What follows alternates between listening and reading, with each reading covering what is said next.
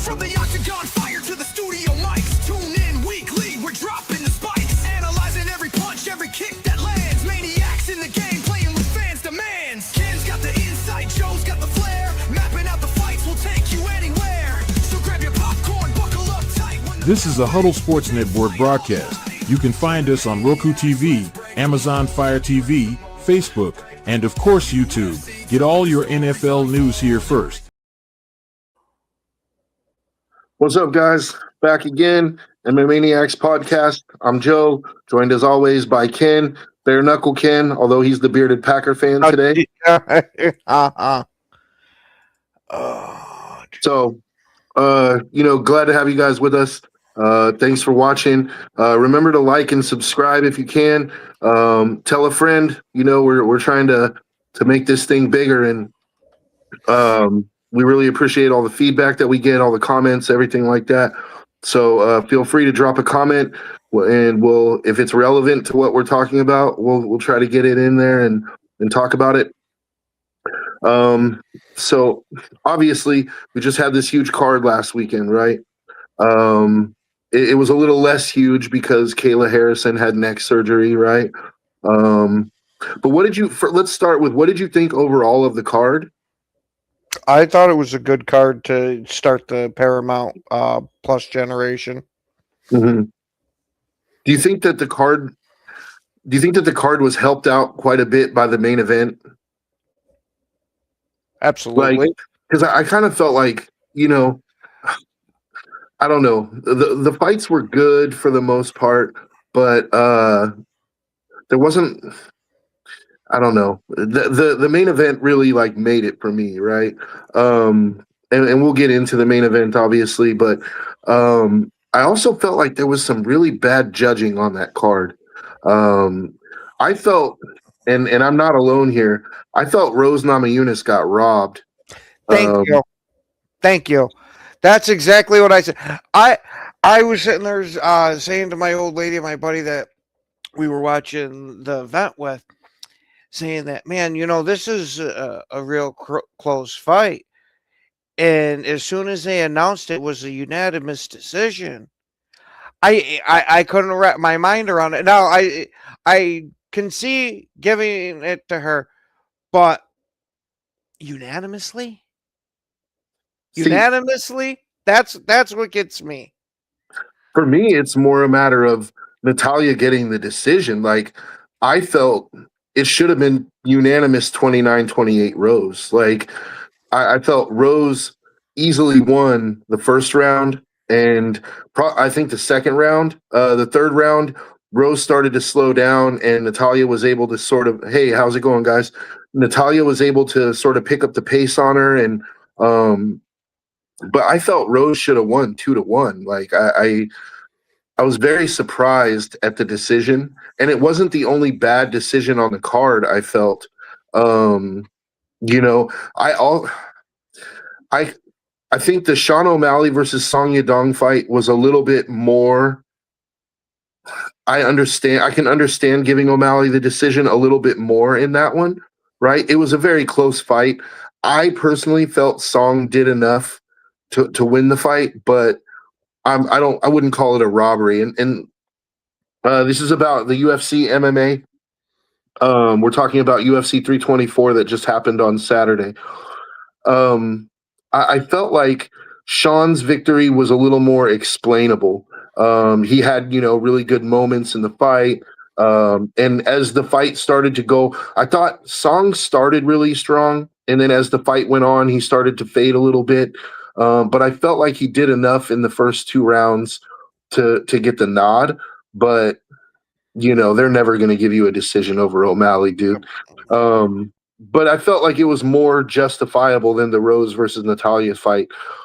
In my opinion, Rose won the first two rounds pretty easily. But that's why they say no, don't let it go to the judges, man.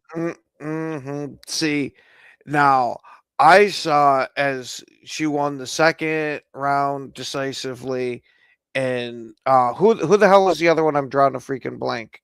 Natalya Silva? Yes, Natalya. Thank you. that she had won the last round there decidedly, and I kind of put the first round up for meh You for know what? That's a for fair take.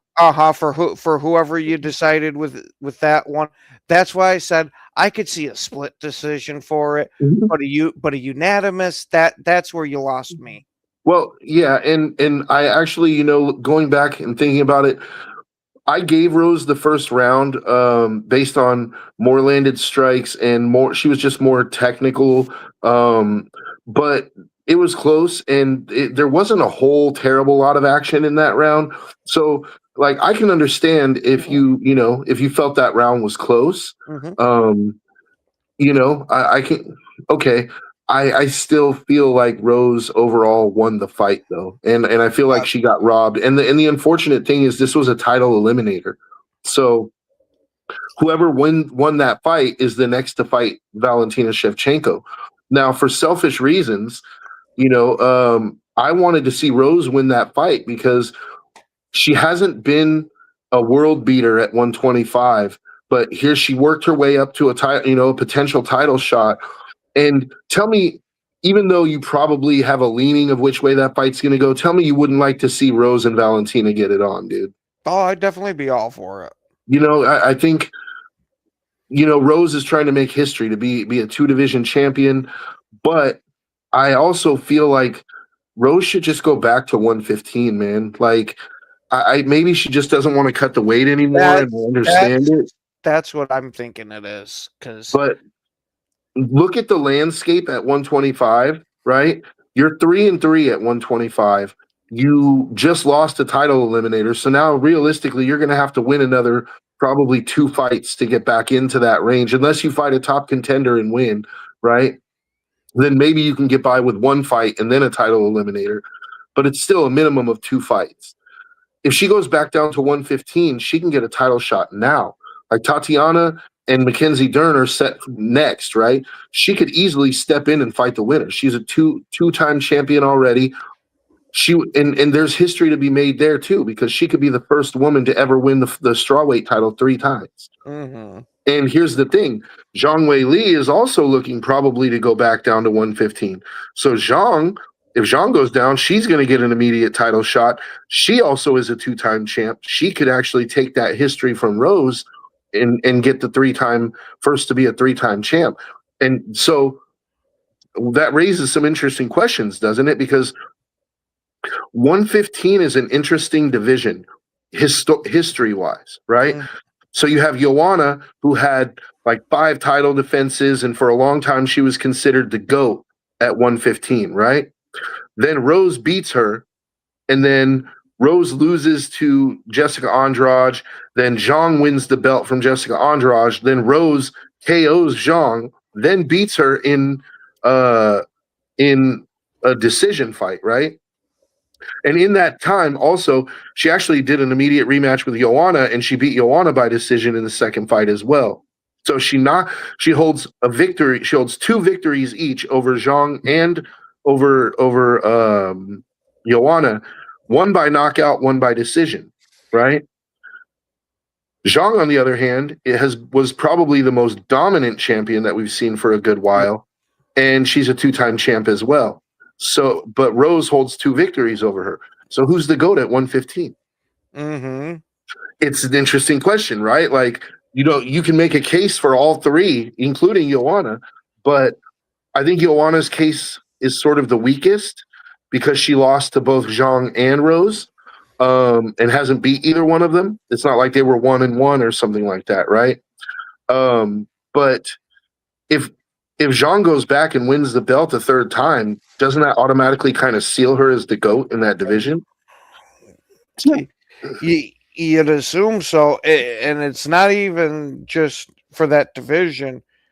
Just before her last fight, we were talking about Zhang for being a possible GOAT for the entire women's division in and of itself. Yeah. And I was going to say, so I think with her name having a bit more pop right now to it, I think that's why you're going to get people to lean more towards her, at least my assumption.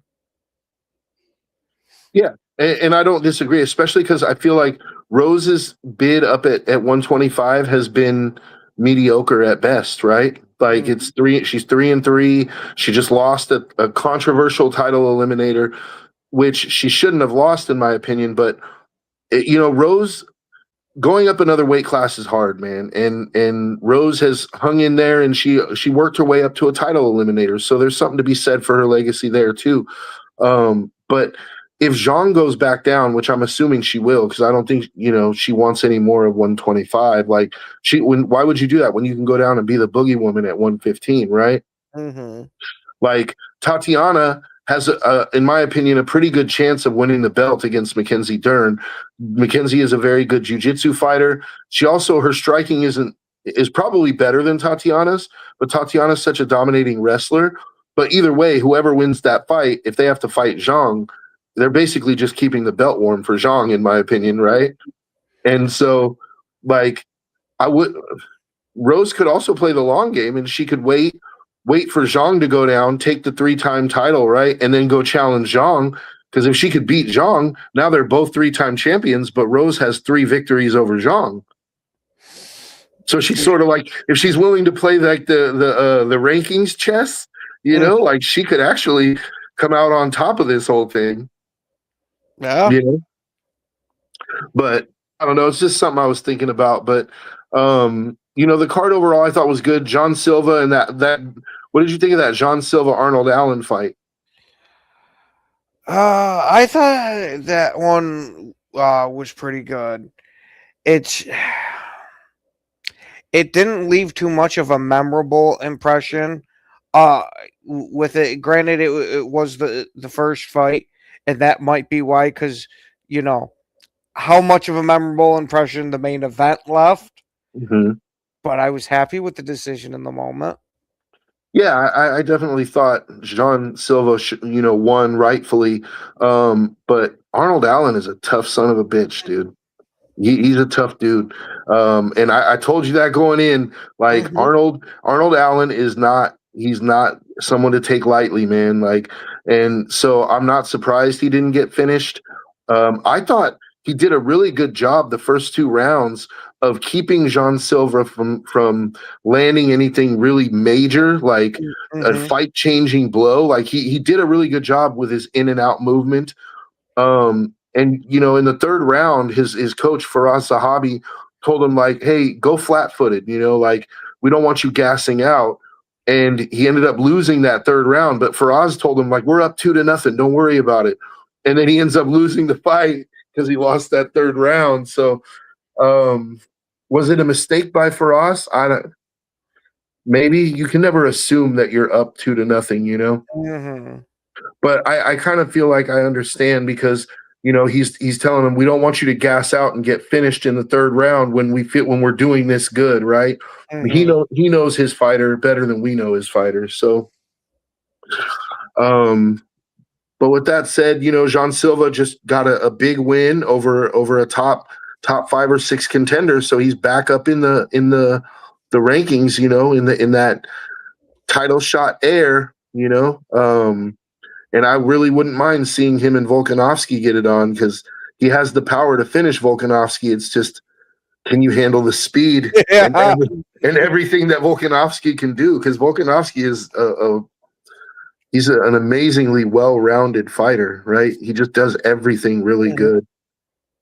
So let's get into the main event, without further ado. I'll let you go first. Like, what did you think of the main event?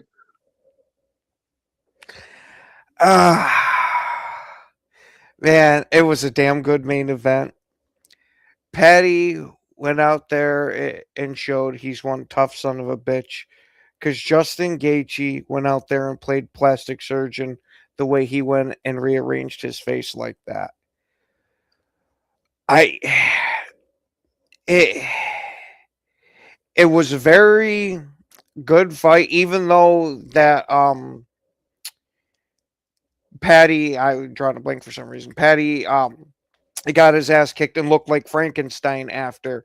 I thought he did a good job of, even though he got hit with some absolute hammers, he still avoided some absolute hammers too. It's just this unfortunately robs us from what we have been wanting to see for a while now. And I figure I would just take this time to announce exactly what Ilya said after that fight. Did you happen to catch what Ilya tweeted after? No, but I'm pretty sure he was shit talking Patty. His exact words, little sausage, the only thing you had to do was beat a 38-year-old guy. You just lost the biggest paycheck of your life. You were going to get rich if you won. Justin, all I can say is congratulations. And I'd like to tell you to get ready, but you're screwed no matter what. Yeah. It, I want what I want to know has this beef with Patty bled over so much into Ilya that he's just now accepted being the bad guy? If he has, I'm all fucking for it. Oh, he's going full heel. Like there's no doubt. He's definitely pulling a heel turn right now. But see, I let you go first because I have a bit of a different take and I have a bit of a rant. But Okay. you know, I'm gonna start by saying this a disclaimer. Okay, Justin Gaethje won the fight. I'm not trying to make an argument that Patty won the fight, but I am gonna say this: those eye pokes were absolutely egregious. And the first eye poke, okay, I can let it go because The it thumb one didn't was change the bad. course of the fight. The thumb one in the second round, let me tell you why that changed the entire trajectory of the fight. Patty was clearly winning that round. It was one of his best rounds in the fight. He was winning the round with his movement, his striking. He was landing good shots and he was avoiding the big shots from Gaethje. We never, like, nobody ever thought or nobody ever expected that Patty was going to be like the one hurting Gaethje, right, on the feet. Like, so I'm not saying that he was hurting him but he was clearly winning. I was gonna say there were a couple of times that he got him fucking stunned. Yeah, later in the fight he did, right? But here's my thing. That eye poke, that second eye poke with the thumb, where Gaethje threw a jab, but the thumb just raked completely into the eye. The ref, number one, didn't stop the fight and give Patty time to recover. Gaethje landed a bomb right hand right behind that and dropped Patty. And so not only did Patty take some serious ground and pound damage that like really fucked him up. I mean, he almost got finished, right? But he lost a round that he was clearly winning, and now he's compromised for the rest of the fight. Like, I didn't like the way that went down. Like, props to Patty. He didn't make excuses in the post fight. He said, no, Gaethje won like 48-47 is a fair card. I agree with him. I thought 49-46, two of the judges scored at 49-46. I felt that was wide. And I felt like there was a really good argument for Gaethje to at least have a point taken away after that second eye poke. I could see that one. Take the point away. So if you take the point away and you don't have crazy judges who go 49-46, all of a sudden that fight's a draw, right? I think a draw, I don't know if that's fair because, like I said, Gaethje had really strong moments in the fight. He won the fight. I'm not trying to say that Patty won the fight. What I am trying to say is I really hate that the fight had to go that way. Like, I wish that Patty didn't end up on the losing end of two egregious fouls that compromised him for the rest of the fight and no punishment whatsoever. Like no kind of like interference from the ref. And especially the second one, because the second one, that ground and pound damage that he took in that round, you can't tell me that didn't linger for the rest of the fight, dude. You want to talk about how his face looked like Frankenstein? That's a good reason why, right? Like, he got fucked up on the ground at the end of that second round, unjustly, right? So I think it's bullshit, but it wasn't enough. Gaethje, from what I saw, Gaethje was winning that fight either way, dude. And one thing that really frustrated me with Patty's game plan, like Gaethje managed to front face lock him a few times, and he just laid on him with that front face lock. I was just yelling at the television, like, roll, motherfucker, roll. Like, you have a chance there. He's got you in the front face lock. You can at least try to grab his hand and roll into try to pull guard or something, right? Get a leg on him, something to initiate that scramble that could actually give you a chance, right? And for whatever reason, whether Patty was just compromised because he couldn't see, or because he was afraid of jumping guard because he didn't want to get ground and pounded, whatever the reason is, Patty just refused to try to do that. And I felt like when I saw that, I was like, yeah, he's not going to win this fight, dude. So props to Gaethje. I'm not trying to take anything away from him. He fought a good fight other than the eye pokes. I do want to point out, this is not the first time that Gaethje has benefited from eye pokes. Like he's kind of known in the circle now as an eye poker. I'm not going to call out Gaethje individually. There are quite a few eye pokers in the UFC. What I am going to say is, at what point is the UFC going to fix this? Like, at what point is the UFC gonna make it like automatic with like point deductions, disqualifications, things like that? I get that it's gonna ruin a lot of fights. I was gonna say, because you got to prove that it's intentional for doing something like that. No, that's a misconception. And I'm not like knocking you for saying that, because most people believe what you just said, that you have to prove it's intentional. No, a foul is a foul, whether it's intentional or not. I can see for taking the point but for disqualification. Yeah, I'm not saying you should disqualify him the first time, but what I am saying is the first eye poke should be a point. At the very least, a hard warning, a very hard warning. Like, if you have any further fouls, you're losing a point. That I can agree with, is the hard warning for it. Because unfortunately, with the design of the gloves and how you have to have it for the grappling aspect, that's going to lead to some of the eye poke shit. Now, granted, do you have assholes that take advantage of it? Absolutely. John Jones, Daniel Cormier. But no, Daniel Cormier, a notorious eye poker. Yeah, no. With it, yes, with that. But what I'm saying is, how are you going to get rid of it without hampering the sport? I actually think it makes the sport better. Not in the short term, but in the long term, and I'll tell you why. In the short term, yeah, you're going to have fighters getting disqualified, losing points, losing fights on fouls, and nobody really wants to see that, right? Nobody wants to see a fight decided on the scorecards by a penalty point, right? But if enough fighters get penalized, guess what? They're going to go back to the gym and they're going to work on keeping that thumb tucked, or they're going to work on not opening their hands when they throw that punch because it costs them in real time. Right now, we have the opposite of that. We have good fights being ruined because there's no penalty for eye pokes. Justin Gaethje, tell me exactly what happened to Justin Gaethje for those eye pokes. He got one warning. Not even the second one didn't even get called. Mm-hmm. So Mark Goddard, like I usually think Mark Goddard is a pretty good referee. He absolutely dropped the fucking ball that time. Yeah, but he wasn't off to the right on that when that happened, to where Patty's face might have covered that up a bit, and it might have just looked like a regular punch to him. Yeah, absolutely. But that's his fault, because the referee is supposed to be in a position where he can see the action at all times. Like, I'm not willing to let Mark Goddard off the hook for that. And the reason that I'm not is because that was so instrumental in how the fight ended up going.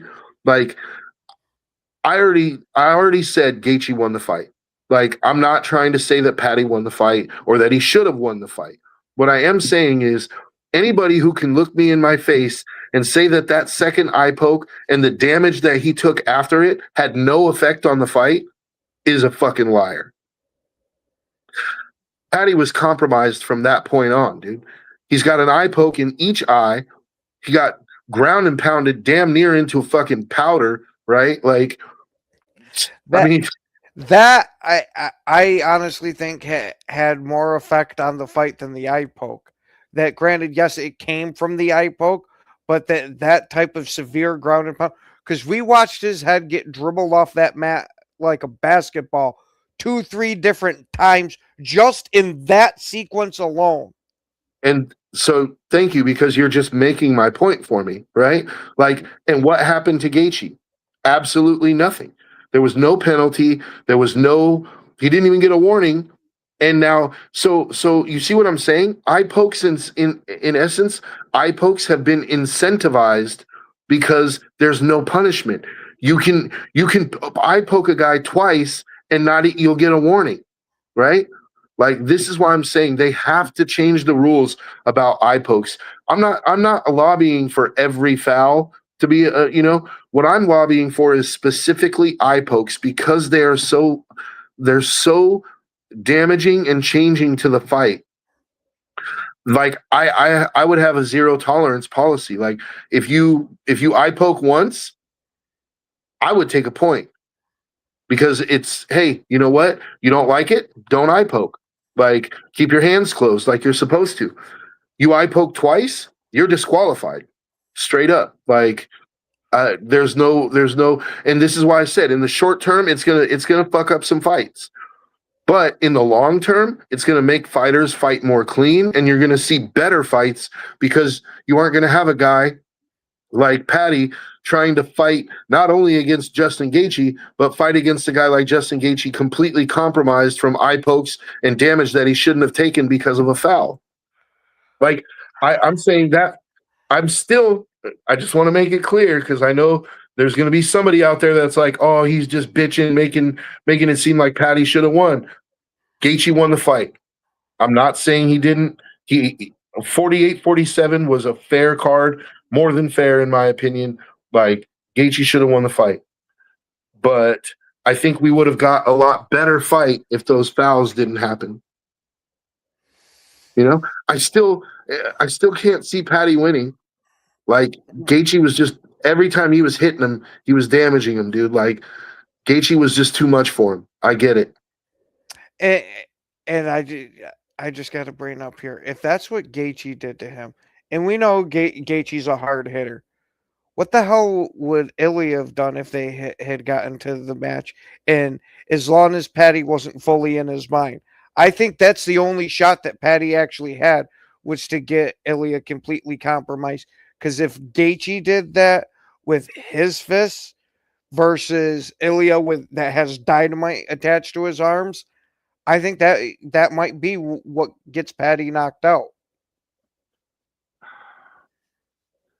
You see what I'm getting at, right? I do, and I don't necessarily disagree. Like, I think that there's a very, very good chance that Ilya will knock out Patty.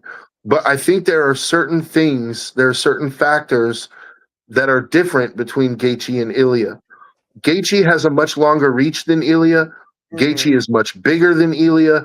Ilya is a small guy for the division. Like, he's not, and he has short arms. Like, he's very good in phone booth fighting, right? He needs to get in close to you to land those short hooks. Patty has a tremendous length advantage on Ilya, right? So I think Patty could find a lot of success doing the same thing that he did to Gaethje, with, like, playing that long game and striking and striking and striking. But it's, again, if Ilya manages to get in even once, you're going to sleep. So, and I was going to say, how many times have we seen people try to play a bit of that long game with Ilya, and he just works his way in no matter what? Well, I don't think we've seen people try to play the boxing game with Ilya and lose. We've seen Max try to stay on the outside, right? But none of those guys have the reach that Patty has. I'll give you that. Reach matters, dude. And especially if you can use your reach effectively. One thing that I didn't like from that I saw from Patty, or that I didn't see from Patty. He used leg kicks, but he didn't use any kind of push kicks, any kind of side kicks, things that would keep Gaethje at a distance, that score and keep Gaethje at a distance. I was very frustrated with that. Like, Mhm. I really think Patty needs. See, I'm not I going to would say he needs to change gyms, but he needs to add a striking coach who understands how to use his length. Is it just that? Is it just that it's that, or is it the fact that Patty's kind of been inflated up the rankings a bit? Not saying he's a bad fighter and all that. What I'm saying is did he get moved up a little bit too early? That he's kind of facing competition outside of his zone right now. You get what I'm saying here? I absolutely understand what you're saying, and there's lots of people saying that. They're saying, oh, he was artificially put up the rankings, this and that. Uh, Look, it's a fair argument. In all honesty, Patty has kind of been pushed up the rankings because he's a very popular guy. Mm-hmm. But based on what I saw in that fight, I absolutely think he deserves to be there. Like, I think both things can be true. I think he could have definitely gotten the Conor McGregor push, but I also think that he showed that he deserves to be there. That I think he showed he's a legitimate top 5 fighter. Yeah, now I don't think it's not that he deserves to be there. I think it's more, is he seasoned enough to be there? If you get my distinction between the two. He's 31, man. He's not getting any younger. Oh, I didn't realize he was that old. Yeah, I thought he was in like his late 20s. Yeah, no, he's 31, man. He's this is about the time where you hit your prime. And look, there's no shame in losing to Justin Gaethje, man. Justin Gaethje is a Hall of Famer, like, and he's been in some every single fight Gaethje has been in has been a fucking war. Like, he even hit Khabib with shots where Khabib was like, "Nah, fuck this, I'm taking him down." Like, you know what I mean?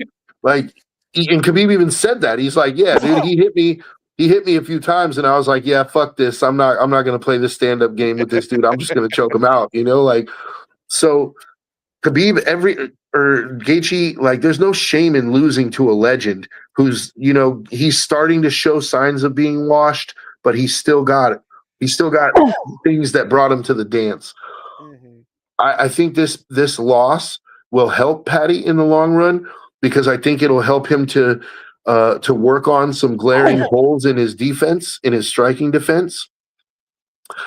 But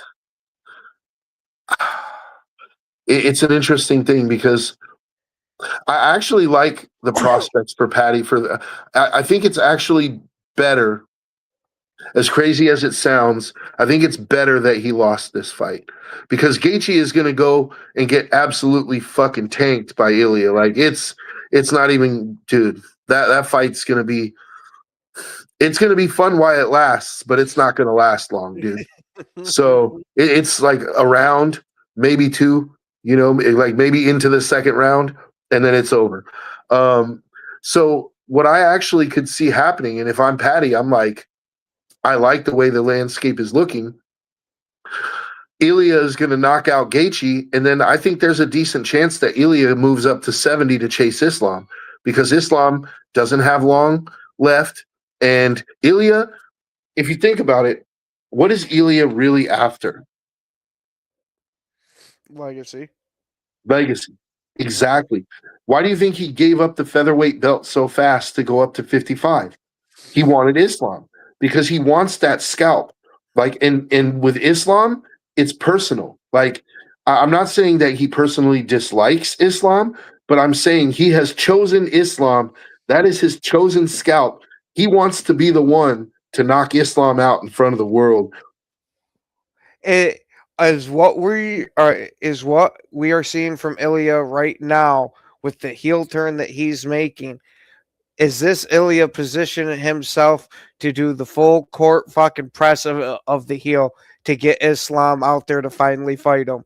Because don't forget, and I know you haven't, but for the sake of reiterating it on the show, is there's a lot of people that believe that Islam has been ducking and hiding from Ilya. And if you take that full heel turn and start calling out that guy, like we were talking about with John Jones and what's his face there? Who? Tom Aspinall? Yeah, Aspinall. Like how we were talking about that Aspinall needed to do that full court press for being a heel. I think we're seeing Ilya set himself up for that.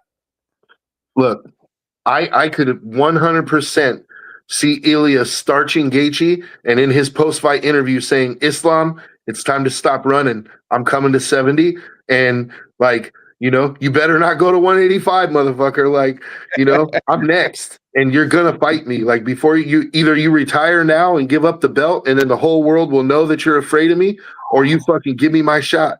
Like, I would be all for that. And you already know how I'm a pretty damn big fan of Ilya now.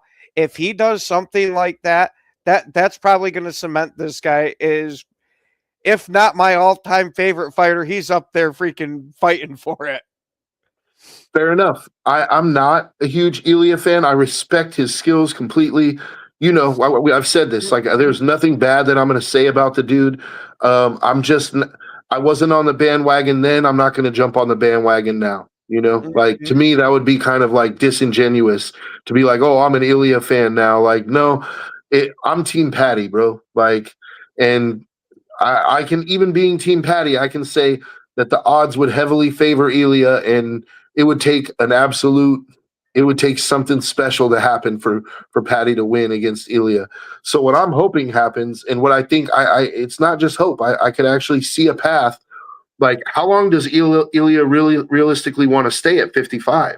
I mean, if you think about it, he just knocked out Charles viciously, right? Like, viciously. He had to step away for these family issues, right? He knows that Islam is on borrowed time. Like, Islam's already like 35. He's going to retire very soon, like within the next 2 or 3 years. Like, he's got a few fights left, right? So if I'm Ilya, I rush the timeline now. Like, what better way? Think about it. You at featherweight, you knock out Volkanovski, you knock out Max, then you go up to 55, you knock out Charles. We're talking about legends here, bro. Charles is a legend at 55, right? So you go from 45, where you knock out Volkanovski, the absolute GOAT, then you knock out Max, the other GOAT, then you go to 55. Actually, I think he knocked out Max at 55. That's what I was thinking, but I wasn't sure. Yeah, because Max went up for that fight. Yeah. So you knock out Volkanovski at 45. You knock out Max, Gaethje, and Charles at 55. Like, and Gaethje is the last one. I could really honestly see Ilya saying, dude, like, I don't have to stick around and defend the belt 6 times. Like, look at I just starched 3 of the biggest legends in the division. I'm going up to 70 because I want Islam's scalp. Like, Islam is going to stop ducking me, and he's going to get in that fucking ring with me, dude. Like, and that raises, I mean, does Islam give up the belt? Islam is not big enough. Islam is not big enough for 85, dude. He cannot do 85. But it would be awfully telling if Ilya calls him out, and then all of a sudden Islam's like, you know, I'm going to try to capture a 3rd title at 85. I think you got a better chance of seeing the John Jones route of, oh no, you know, I'm going to retire. I had a long enough career. There's nothing in it for me for this fight, and everything for him. So why would I do it? Okay, he could say that, but nobody would believe that. And I'm telling you why. Because with Aspinall, John Jones actually has a point, right? Aspinall, let's be honest, he's a very talented fighter, and he's the best of the heavyweight division by a country mile. But he's beaten a bunch of bums. And so as far as legacy goes, John really doesn't have all that much to gain other than beating the next new thing. that you can't say the same for Ilya. Ilya is already approaching that legend status if he's not already there because of how he, not just who he's beat, but how he's beat. I was gonna say, because I, at least what sticks out for me is not only knocking out Oliveira, but the way his eyes read tilt from that. And this is a man that has the most finishes in the UFC. Yeah. At least at his weight class, but I think it's for the entire UFC. I think it's for the entire UFC. Yeah, that's what I thought. And you did that to this man who just went out and fought after and won, and is already starting a bit of another run. So you can't say it was the ghost of Oliveira. No. Although Charles is nearing the end of his career. Yeah.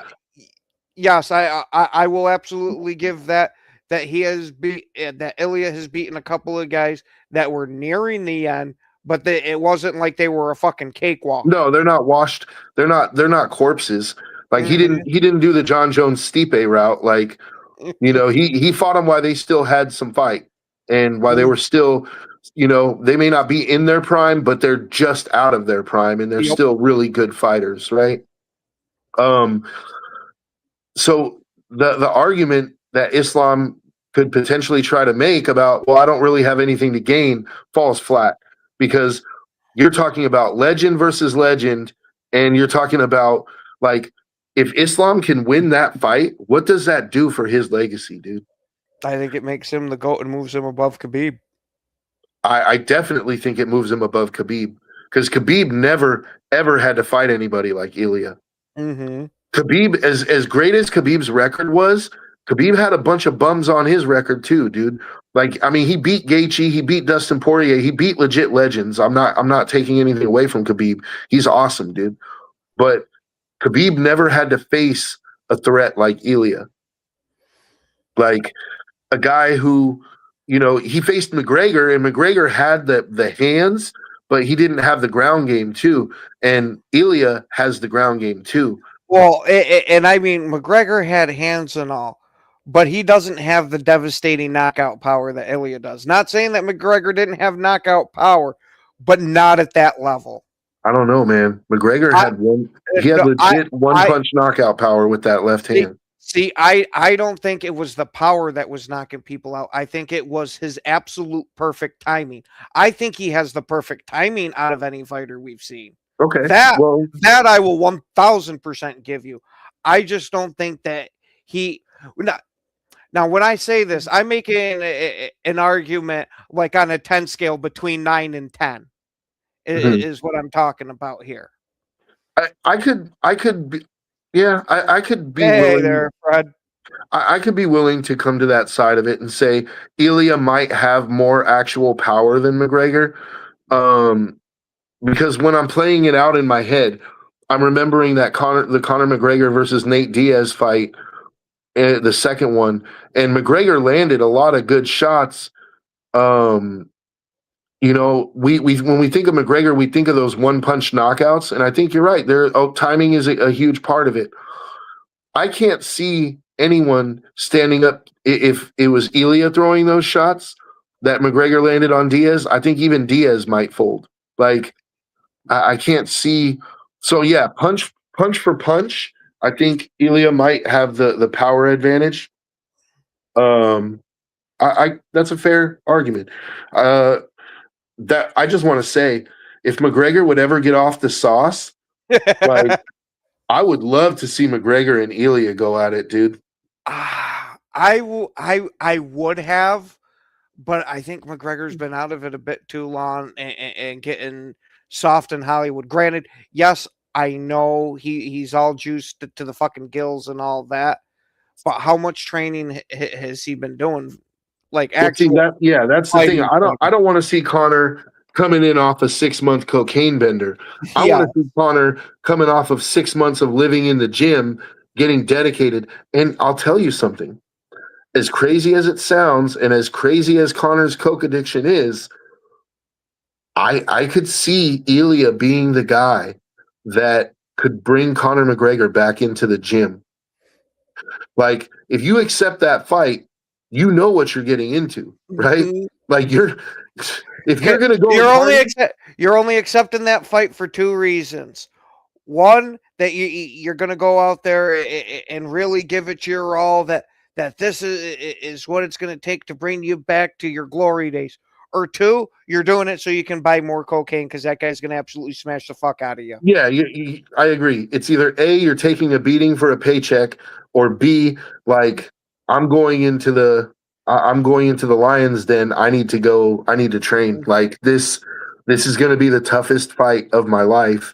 And the reason I say that I could see Conor actually being interested in that fight is because Ilya is sort of getting the shine that McGregor had, and Ilya is working his way up to that almost McGregor status, like.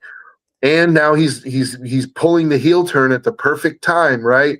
Now he's turning into a bit of a shit talker, and yeah, I think if they could make that fight and they could make sure that Conor McGregor actually trains, that it would be a fantastic fight. And it would instantly sell 4 million pay-per-views. Like, even casuals know who Ilya is, and casuals especially know who McGregor is.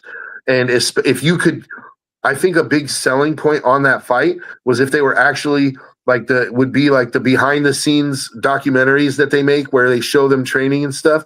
It's like, if you see Conor out on his yacht, people are going to fucking tune out. They're going to be like, he's just taking a beating for a paycheck. Or if you see fucking Conor looking like Dan Campbell after a game. Yeah. Then it's like, okay, he's going to be, he's going to take a beating for a paycheck. Yeah. But if you see Conor in the gym hungry, like, ooh. Now my other thing with that is that the super fight and all that, but how much is Conor lost from his age on top of being out of it too? This fight, now granted, we're talking super freaking out there shit. If we could get a time machine and get Conor from 5 years ago to come up to Ilya, oh, absolutely. I'm thinking it'd actually have to be closer to 10 years ago. Mm-hmm. Like Conor from like 2016. So peak fucking McGregor. Peak Conor, yeah. Okay, I'm all for that. Pre-Floyd Mayweather. Yep. Conor. Yes. But when he was still hungry. Yeah, you're never going to get that unless Conor makes the decision himself. But what I'm saying is, I think, and I don't think it's a large chance. I don't think it's the majority chance. I think Conor's too far gone at this point, like in the addiction and in the lifestyle. But if there was ever any one fighter who could bring McGregor back to the gym and get him hungry again, I think Ilya would be it. Because that fight sells itself, and Conor will be up to his neck in cocaine for the rest of his life off that fight, dude. Like, it's for all the marbles, bro. If Conor could come back after so much time out and use his timing and starch Ilya, that just skyrockets his legend. His legend, bro. You took a man that already had a meteoric rise and now just added a fucking jet propulsion at the tail end of it. Bro, he's to the moon. Yep. So, more realistically, we're looking at Islam and Ilya, right? Like, yeah. I really believe there's a good chance that after he knocks out Gaethje, Ilya is going to call out Islam. And I think he should. I think it's the time. I think you need to keep it in people's minds that this guy is ducking you. Because, look, one thing about Islam is a very humble dude, but even humble dudes have pride. And if you're consistently putting it out there in the universe, this dude is ducking me. He doesn't want no part of me. Like, why did he jump up to 170 when I came to the division? He's going to hear that in his circle, man. He's going to hear, like, and no matter how confident Islam is, he might really believe, like, brother, I'll smash this guy. Like, he's nobody, he might really believe that. But he sees. Do not think he doesn't watch Ilya's fights. Do not think that he hasn't studied the competition, right? He knows what he's up against. He knows. So if I'm Ilya, I want to keep his name in the media. Like, I want Islam. Why is Islam ducking me? Why won't Islam fight me? Every opportunity I get, I'm throwing that out there. Mm-hmm. You know? Because I think his 55 run ends right now. But what I was going to say about what's interesting for Patty in that is if Ilya goes up, right, after he starches Gaethje, well, guess what? Now Armin is going to get the next shot, and it's going to be a vacant title. So Armin will get the fight against somebody for the vacant title. You could have Armin versus Patty, although Patty's coming off a loss, so I don't think they'll give it to him. But Armin's going to fight somebody for the belt, and then you get Armin. Eventually, Patty. He's not everybody in the division is Gaethje. Like not everybody hits like Gaethje. Mm-hmm. So I like Patty's chances against the rest of the top 5 in certain ways. Like there's certain matchups that I favor. So what I'm saying is, if Ilya leaves, Patty's path to a title doesn't look so bleak. Mm-hmm. There's a chance, and honestly, I would love to see Armin Sarukian and Patty fight, because Armin has been talking so much shit about Patty, and like Armin swears that he's like indestructible or something, dude. Oh yeah, he sits there and talks a whole bunch of shit about Ilya, saying that he's ducking him. Now, granted, there's a little bit of smoke there, but I don't know if there's actually any fire, because like you said, I think he's got his sights set on Islam, so Armin's not even on his radar. Beating Armin doesn't do anywhere. I won't say it does nothing, because Armin is the number 1 contender. He's a good fighter, an excellent fighter. He's the clear cut, should be the next guy in line for a title shot, but it does nowhere near for your legacy what beating Islam does. Mm-hmm. So if I'm Ilya, Armin can kiss my ass, dude. I don't care what he says, dude. If he wants to, let me fight Islam. And then if he wants to come up to 70 and fight, or maybe after I beat Islam, I'll come back down and fight him at 55 and take his belt too. Like, okay. Now that would be a perfect way to end his career. Just sitting there hopping around the division, just taking everybody's belt. Okay, well, now that I've got a nice collection here at home, now I'm going to go into boxing. Now, see, I mean, possibly, but I don't. Well, no, he's already said he wants to go. Yeah, I know, but I don't think Ilya is going to stay at 70. I think he goes to 70 specifically for Islam, and that's it. I honestly believe even if Ilya goes up to 70 and he beats Islam, he won't even defend the title. He'll give up the title as soon as he wins it. It's all about beating Islam. He just wants the legacy. He wants the rub from Islam to take Islam's shine. Like, that's what really matters to him, is the rub, the legacy. Because no matter what, he's still going to be a 3-division champion. Whether he defends that belt or not, he's still, right? He won 3 belts in 3 divisions. He beat Islam. He beat Charles. He beat Gaethje. He beat Max. He beat Volk. Like, then he can go down and he can deal with Armin, Yeah. The unfortunate thing is that we may not ever get the Patty versus Ilya fight now. That's kind of what it's starting to look like, and that might be the best thing for Patty. I wish I could tell you that you're wrong, because I love Patty. But you can't. But I because that one comes with actual facial reconstructive surgery. I mean, dude, Patty, I'm not ready to count Patty out. I'm not going to say that it's absolutely impossible for Patty to win. Oh yeah, I'm not going to say he's got 0 shot, but I think that it's definitely unlikely. I think it's a good 95% fucking for Ilya. I may not even say 95%, but it's definitely in the 80s, probably like 80% chance. Like, and Ilya is going to be a huge favorite on the odds. He's going to be like minus 600 or some shit. Patty will be like plus 450. Like, it'll be a huge underdog kind of situation. But before we run out of time, there's also another UFC event Saturday. this Saturday, Yeah, what, UFC Fight Night? No, we got UFC 325 this Saturday. This Saturday? This Saturday. I thought it was next month. No, it is not. Damn, dude. I'm glad you told me because I would have missed it. So that's Volkanovski versus Diego Lopez, right? Yep. And what read the rest of that card down to me. Your co-main event is Dan Hooker versus Benoit Saint Denis. That'll be a good fight. Both of those guys are brawlers, dude.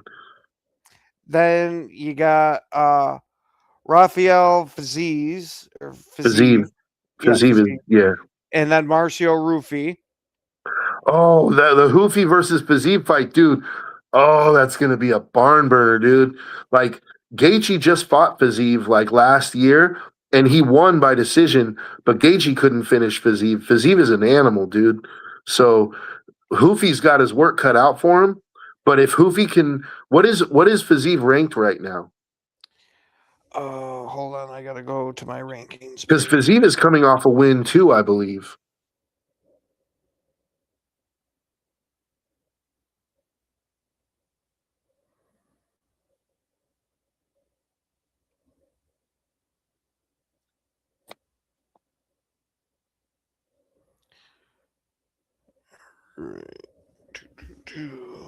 And what weight class is he? 55.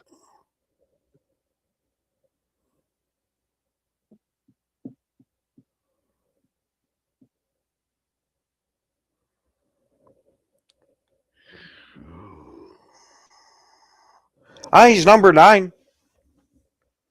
Fiziev is number 9? Yep. Okay. So if Hoofy can win, he'll crack the top 10. And isn't he already in the top 10? No. Maybe he dropped out because he lost that last fight. Yeah, Hoofy is 14. Okay, so if he can beat the number 9, he'll probably be 10 by the time they're done, right? I like Hoofy a lot. He's on his way up, and so it's going to be interesting. And that's going to be a hell of a fight because Fiziev can grapple, he can strike, he can take a fucking punch, dude. Fiziev, even Gaethje couldn't get him out of there. So what's the next fight? Is Taliesin Texeira versus Tai Tuivasa? I have Tai no. Tuivasa. Okay. Okay, so you know Tai Tuivasa. He's the Kiwi dude. He's the dude from New Zealand or Australia who does the shoey. He drinks the beer out of the shoe. Oh, okay. Yeah, Tai Tuivasa, dude. Like he's a beast, but he's also very limited. Like he's an excellent brawler, but he's his ground game leaves a lot to be desired. Taliesin Teixeira, on the other hand, he just got stopped in his last fight. I think it was against Derek Lewis, and it was kind of a controversial stoppage. Teixeira is tough. That's going to be an absolute banger of a fight, dude, as long as it lasts. Is that the last fight? No, you got Jamie Malarkey versus Quillen Skullkid. I don't know. I'll have to look. But either way, dude, you got some good fights on there. I'm not terribly enthused about the main event because we already saw it 6 months ago. And, unless Volkanovski has just fallen off a cliff, I don't know what Diego Lopez is going to do differently to change the outcome of that fight.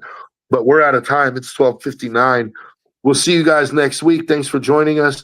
Thanks for commenting. We'll see you guys. Have a good one.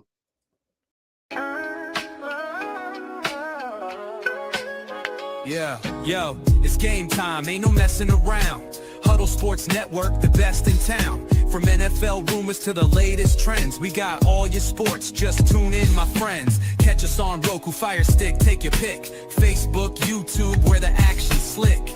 Daily shows that drop like a bomb. From 10 to 11, it's Ken and Ken, stay calm. Huddle up, catch the vibe, feel the rush.